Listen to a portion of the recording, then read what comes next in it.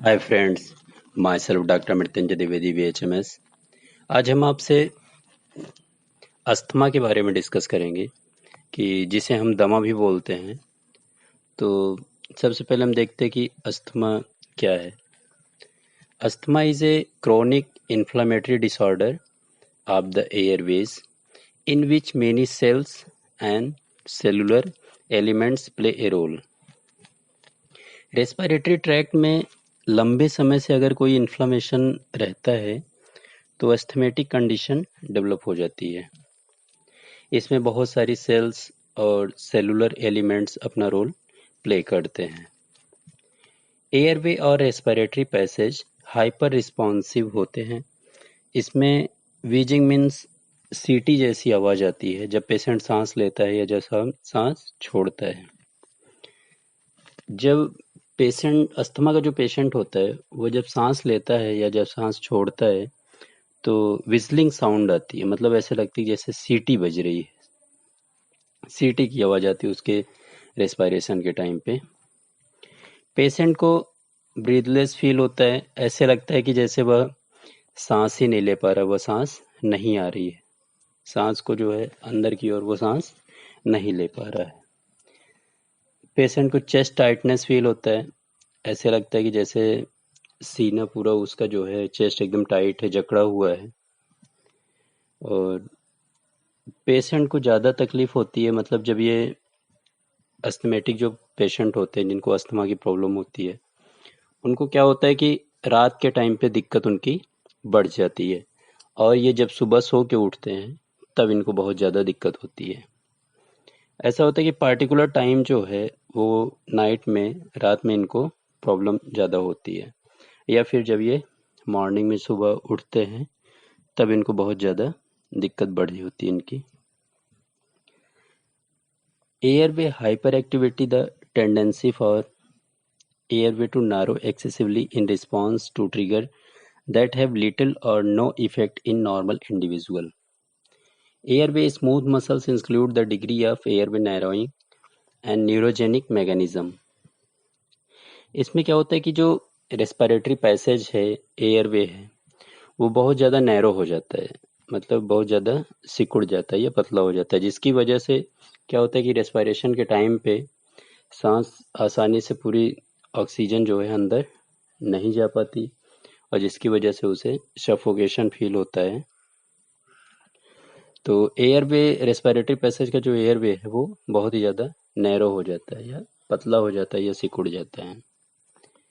अब हम आपको इसमें बताते हैं कि पेशेंट को जैसे सांस लेने में बहुत ही ज़्यादा तकलीफ होती है। जब वो सांस लेता है तो वो ले नहीं पाता है, जिसमें रेस्पिरेटरी पैसेज बहुत ज़्यादा क्लोज है, सिकुड़ गया है, जिसकी वजह से उसे सांस नहीं आती और उसे सफोकेशन फील होता है, ऐसे लगता है कि जैसे दम घुट रहा हो। और साथ ही साथ उसको बहुत ही ज़्यादा खांसी आती है।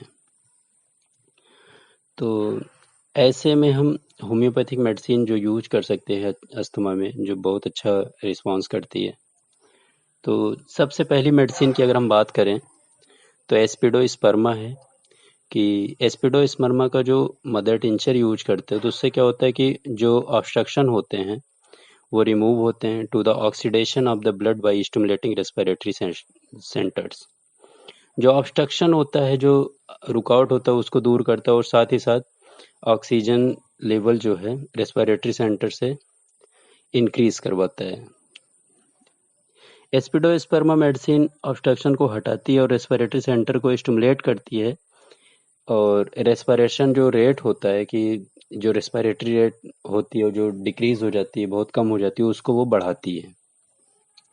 अस्थमेटिक प्रॉब्लम की वजह से जो डिस्निया या सांस नहीं आती, ऐसे कंडीशन में यह मेडिसिन बहुत ही अच्छा काम करती है। अस्थमा में इस मेडिसिन का बहुत ही अच्छा रोल है। दूसरी मेडिसिन की अगर हम बात करते तो ब्लाटा ओरिएंटेलिस है। इसमें क्या होता है कि अगर पेशेंट को बहुत ही ज़्यादा सफोकेशन फील हो, ऐसे लग रहा है कि जैसे पेशेंट सांस ही नहीं ले पा रहा है और बहुत ही ज़्यादा म्यूकस उसके रेस्पिरेटरी पैसेज में भरा हुआ है, एक तो सफोकेशन हो रहा है, कैसे लग रहा है कि जैसे दम घुट रहा हो, सांस नहीं आ रही है, और दूसरा पूरे रेस्पिरेटरी पैसेज में अगर बहुत ही ज़्यादा म्यूकस का इकट्ठा हो अगर, तो उस टाइम हम ब्लाटा ओरिएंटैलिस मेडिसिन को यूज कर सकते हैं। अस्थमेटिक फिट्स एट नाइट, रात के टाइम पे क्या होता है कि ये जो ब्लाटा का पेशेंट होता है, इसको क्या दिक्कत होती है कि रात के टाइम बहुत ही ज़्यादा प्रॉब्लम होती है और इसको फिट्स आते हैं, और इसकी दिक्कत रात के टाइम अग्रवेट हो जाती है, रात के टाइम बढ़ जाती है। दिन के समय भी पेशेंट को खांसी आती है और बहुत ही हल्का बलगम निकलता है खांसी में। जब ये खांसी करता है तो बहुत ही हल्का बलगम बाहर निकलता है। शॉर्टनेस ऑफ ब्रीथ होती है, सांस जो होती है बहुत छोटी छोटी हो जाती है, जिससे पेशेंट को बहुत ही जल्दी जल्दी सांस लेना पड़ता है। कफ विद डिस्निया, खांसी के साथ साथ ऐसे लगता है कि जैसे डिस्निया है, सांस लेने में दिक्कत हो रही है, सांस नहीं आ रही है, ऐसे लगता है पेशेंट को। ठंड वाले मौसम में जब कोल्ड का वेदर होता है या जब कहीं ठंड इनको लग जाती है तो ऐसे पेशेंट को फीवर आता है और उसमें इनको अस्थमेटिक कंडीशन डेवलप हो जाती है। Severe chronic asthma, shortness of breath, patient को सांस लेने में दिक्कत होती है और जब बलगम बाहर निकलता है तो पेशेंट बहुत थोड़ा सा उसको रिलीफ मिलता है। जब बलगम बाहर निकलता है तो पेशेंट को रिलीफ मिलता है। सफोकेशन फील होता है, ऐसे लगता है कि जैसे दम घुट रहा है। पेशेंट को ऐसे लगता है कि जैसे बहुत ही ज़्यादा ऐसे लग रहा है कि जैसे ऑक्सीजन की डिफिशियंसी है और सांस लेने में उसको सांस नहीं आ रही है, सांस में बहुत ज़्यादा दिक्कत हो रही है।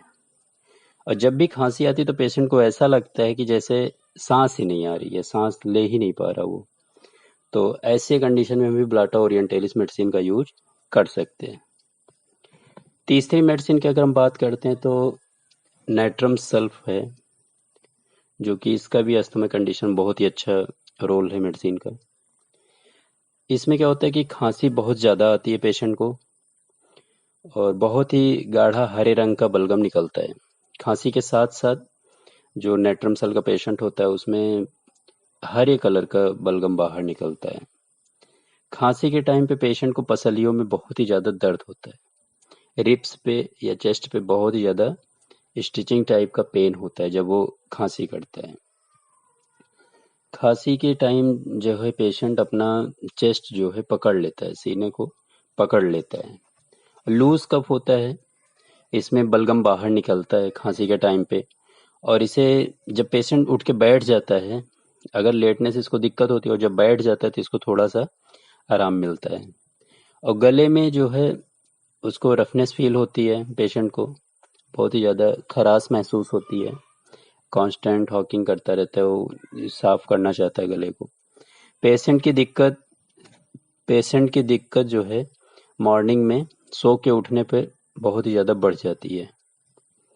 अब हम चौथी मेडिसिन की बात करते हैं, डल्का मारा। डल्का मारा में क्या होता है कि जब खांसी आती है तो लगातार कई बार खांसी आती है पेशेंट को, और साथ में बहुत ही ज़्यादा मात्रा में म्यूकस का सिक्रीशन होता है। जल्दी जल्दी खांसी आती है, पेशेंट को बहुत ही ज़्यादा एक बार में बहुत ज़्यादा खांसी आती है, मतलब कई बार उसको खांसी आती है। जब लंबी व गहरी सांस पेशेंट लेना चाहता है तब उसको खांसी आने लग जाती है, कफ होता है। कोई भी फिजिकल वर्क पेशेंट करता है तो या काम करता है तो खांसी आने लग जाती है। लूज रेटलिंग साउंड होता है जब खांसी करता है पेशेंट, तो उसमें क्या होता है कि गड़गड़ाहट की आवाज़ सुनाई देती है। और जब ये बरसात के मौसम में होता है या कोल्ड के मौसम में होता है तो इनकी ज़्यादा दिक्कत बढ़ती है। खांसी के टाइम पे बलगम बाहर निकलता है और ठंडी से और बरसात के मौसम में खांसी बढ़ जाती पेशेंट की। इसमें पेशेंट को बहुत ही खांसी आती है।